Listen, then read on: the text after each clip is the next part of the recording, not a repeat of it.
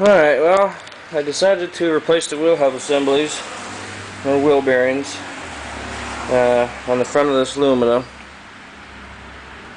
They're not just wheel bearings, they're a bit more sophisticated. That's why I said they're wheel hub assemblies.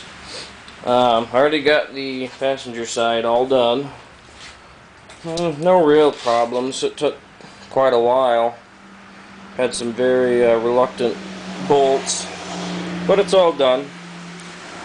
Then I did the driver's side, and my dad asked me, what made me think I even needed to replace them. He wasn't sure that I had a problem. I said, it's been kind of noisy. So I pulled the tire off, pulled the caliper off, pulled the caliper mount off, pulled off the axle nut, and I was just about to use my puller down here to help pull off the old wheel hub assembly.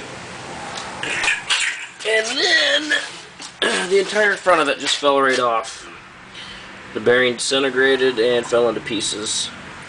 There's a lot more ball bearings than that. They're scattered across the other side of the garage, but